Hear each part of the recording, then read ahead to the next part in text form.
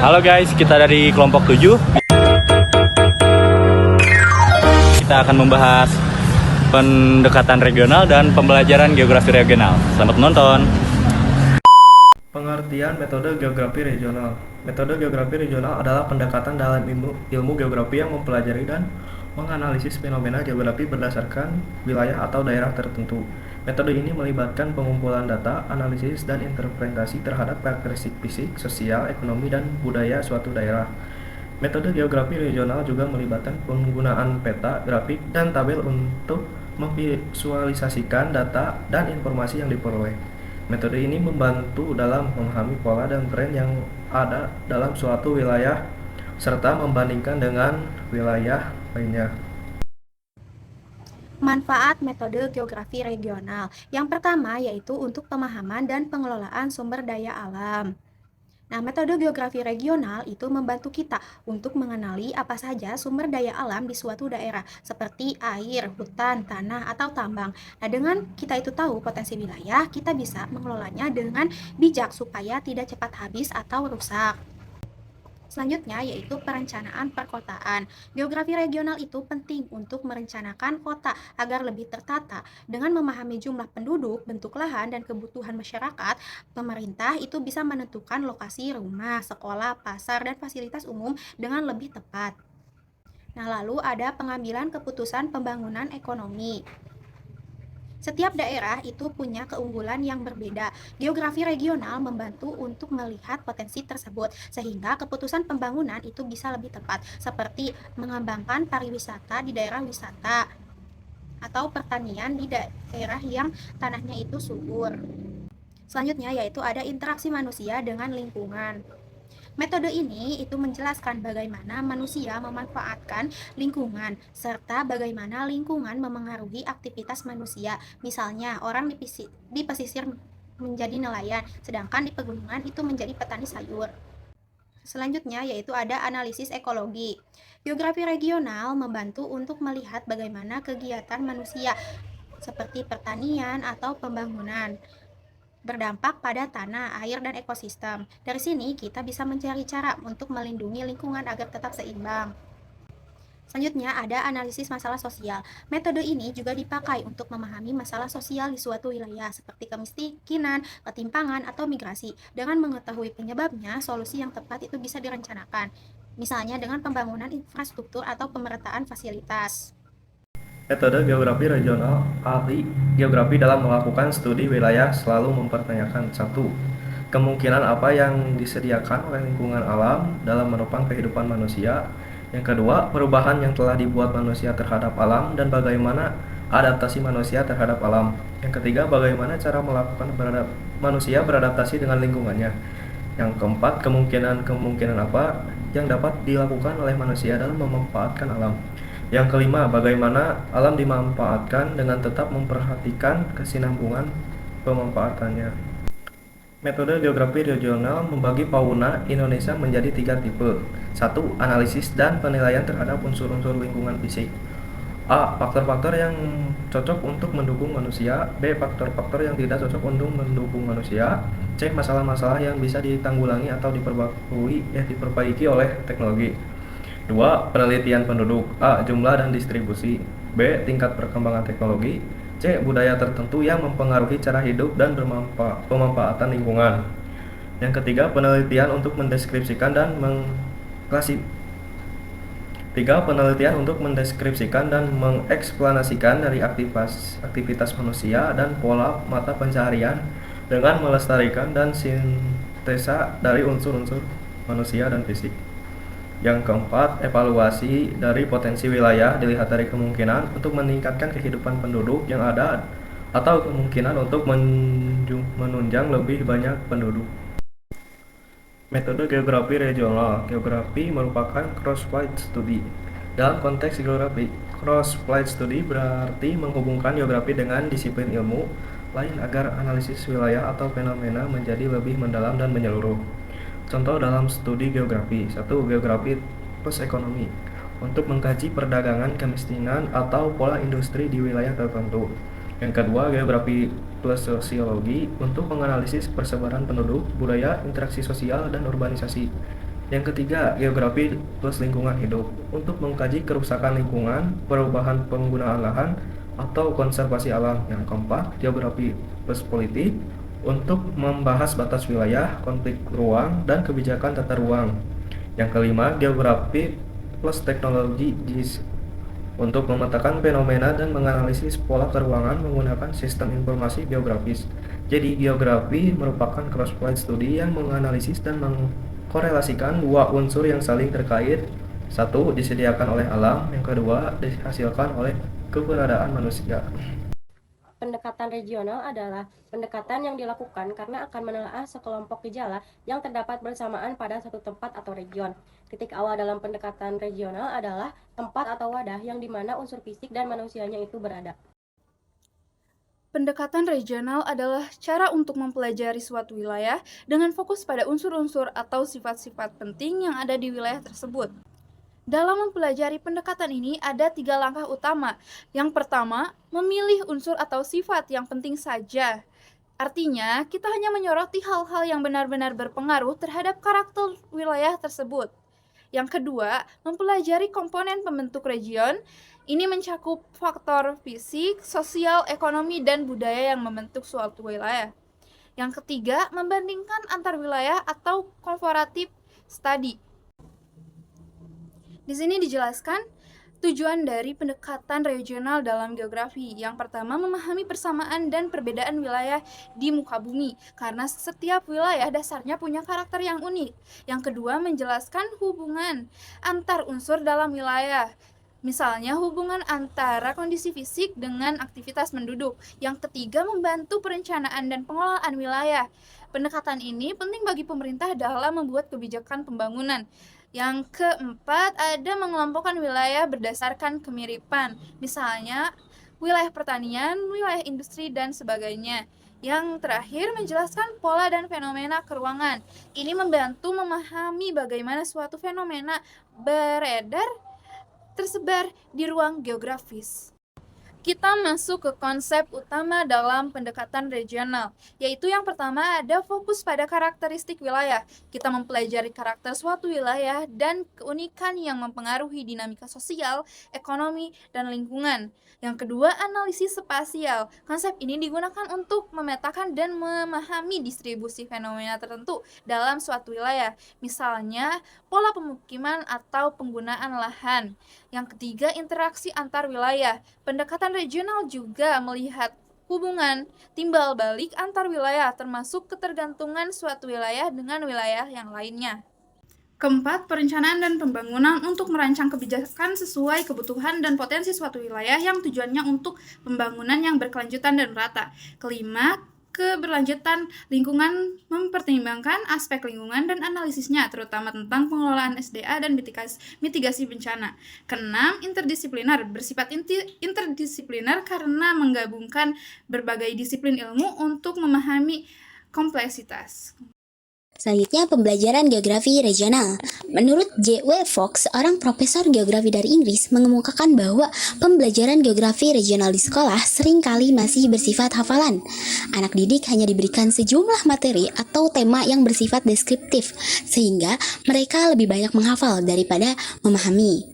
Nah, dalam pembelajaran geografi regional ada 3 aspek penting yang perlu diperhatikan, yaitu mengembangkan kemampuan interpretasi, lalu membuat deskripsi, dan melakukan evaluasi. Nah, dalam proses pembelajaran geografi regional, ketiga aspek tersebut dikembangkan secara bertahap. Yang pertama, tingkat interpretasi. Interpretasi adalah kemampuan membaca, memaknai, dan mengkaji angka, data, serta fakta di suatu tempat. Tujuan interpretasi adalah untuk memperoleh pemahaman yang lebih jelas terhadap kompleksitas suatu situasi. Nah, lalu yang kedua, deskripsi. Deskripsi berarti menguraikan hasil pengamatan secara sistematis, runtut, dan teratur. Nah, yang ketiga, evaluasi. Evaluasi dilakukan sebagai proses penilaian untuk memperoleh umpan balik dan untuk mendukung pengelolaan wilayah secara optimal.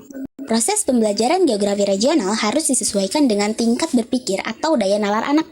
Pembelajaran disusun dari yang paling mudah diketahui menuju ke yang lebih sulit, dari lingkungan yang paling dekat menuju ke lingkungan yang lebih jauh, dan dari sesuatu yang sudah diketahui menuju ke sesuatu yang belum diketahui, seperti itu. Adapun cara membantu anak memahami pembelajaran geografi regional dapat dilakukan melalui beberapa langkah. Nah, yang pertama, melaksanakan studi lapangan. Lalu kedua, mengajak siswa melihat kedua bentang alam yang berbeda. Misalnya, antara lahan pertanian padi dan lahan pertanian palawija. Lalu yang ketiga, meminta siswa mengidentifikasi ciri-ciri lahan pertanian padi dan lahan pertanian palawija.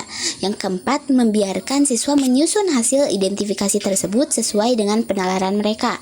Kelima, meminta siswa membuat gambar atau peta tentang batas-batas lahan pertanian padi dan palawija. Nah, setelah itu kegiatan dapat dilanjutkan di kelas. Guru dapat meminta siswa melakukan presentasi atau menjelaskan hasil pengamatan mereka dalam bentuk kalimat. Pada bagian akhir, siswa diarahkan untuk menyimpulkan faktor dominan apa yang menyebabkan kedua tempat tersebut mempunyai pola penggunaan lahan yang berbeda. Nah, dengan cara ini, pembelajaran geografi regional tidak lagi hanya bersifat hafalan, tapi juga melatih kemampuan interpretasi, deskripsi, dan evaluasi, serta mengembangkan cara berpikir kritis peserta didik terhadap ruang dan wilayah. Pembelajaran geografi regional dari tingkat SD hingga SMA berkembang semakin kompleks sesuai dengan jenjangnya.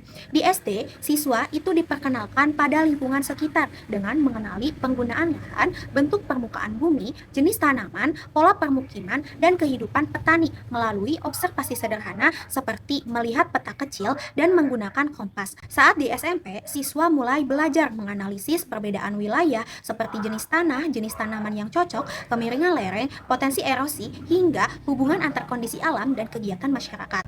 Memasuki SMA, pembelajaran menjadi lebih mendalam dengan mengaitkan aspek fisik dan sosial seperti pengaruh transportasi dan komunikasi, lokasi pasar, teknologi pertanian, serta peran lembaga pertanian. Pada tahap ini, kemampuan membaca dan menafsirkan peta juga diperkuat sehingga siswa mampu memahami dan menganalisis suatu wilayah secara lebih menyeluruh. Lalu ada tanggapan Fox mengenai kesulitan anak mulai mendeskripsikan suatu tempat. Yang pertama, aspek fisikal tidak harus menjadi perhatian utama. Yang kedua, penjelasan fisikal kemudian baru dibahas manusianya. Yang ketiga, memulainya dengan sesuatu yang menonjol. Contoh, di P. Stewart, Selandia Baru yang dominan kondisi fisiknya. Di Auckland adalah aktivitas penduduknya. Di Indonesia adalah kesehariannya. Di Ruhr dengan industrinya. Jadi tiap tempat mendapatkan sorotan lebih tajam pada aspek tertentu yang lebih dominan dan khas. Topik pembelajaran geografi regional agar pelajaran penuh makna. Yang pertama ada pemahaman prinsip dan hakikat ilmu geografi. Yang kedua ada pemahaman tingkat perkembangan anak. Yang ketiga ada wawasan yang luas. Yang keempat keterampilan melaksanakan studi lapangan.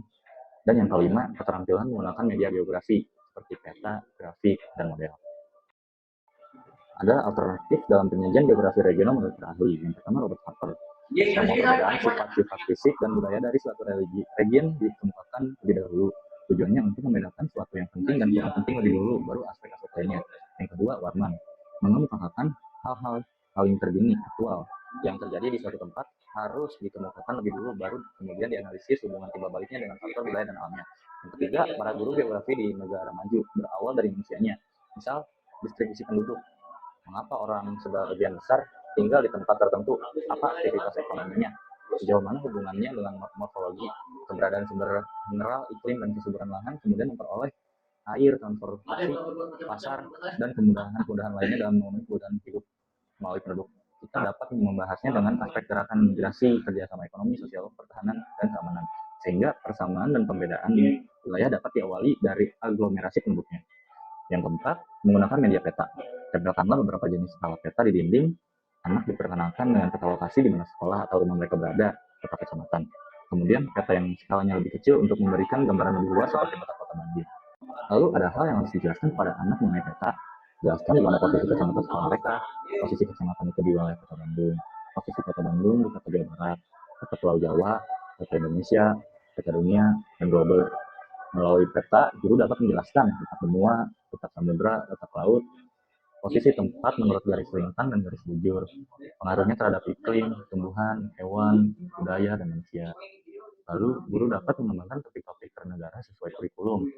Hal yang harus diperhatikan dalam metode pembelajaran geografi regional, yaitu harus memberikan peluang seluas mungkin bagi anak untuk mengembangkan daya nalar dan wawasannya. Sedikit tapi bermakna dan dipahami daripada banyak tapi dilupakan.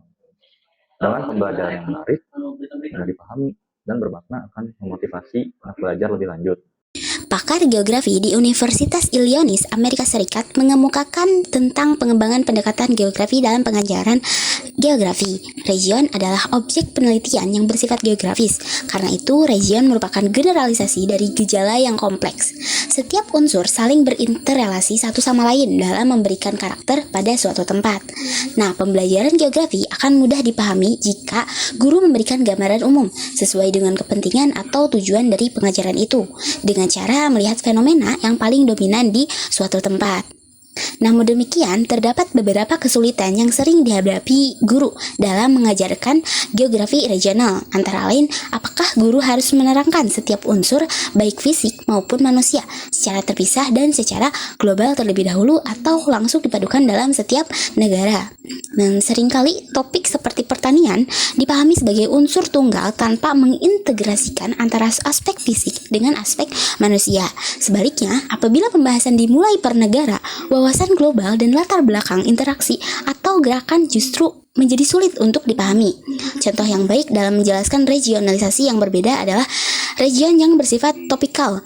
Region topikal adalah wilayah yang dibentuk berdasarkan satu tema atau topik tertentu, biasanya berkaitan dengan kondisi fisik atau kegiatan ekonomi yang khas.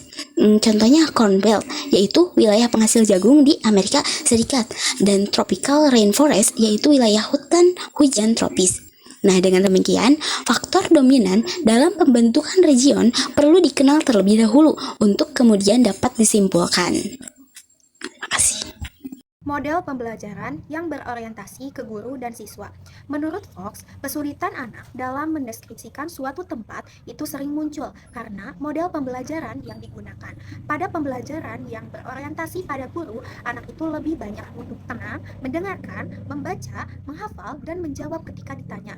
Mereka itu hanya menyebutkan nama-nama tempat tanpa benar-benar memahami atau mampu menggambarkan cirinya. Model ini membuat anak pasif dan kurang terlatih untuk berpikir sendiri. Sebaliknya, pada pembelajaran yang berorientasi pada siswa, anak itu aktif mencari informasi, mengamati lingkungan, dan membaca peta, dan menemukan faktanya sendiri. Mereka itu belajar menafsirkan data, memahami hubungan antar fenomena, dan menarik kesimpulan dari berbagai informasi. Melalui diskusi dan kerja kelompok, mereka juga belajar bersikap sosial, seperti menghargai pendapat dan peduli lingkungan. Pendekatan ini membantu anak lebih mudah dan lebih lengkap dalam mendeskripsikan suatu tempat.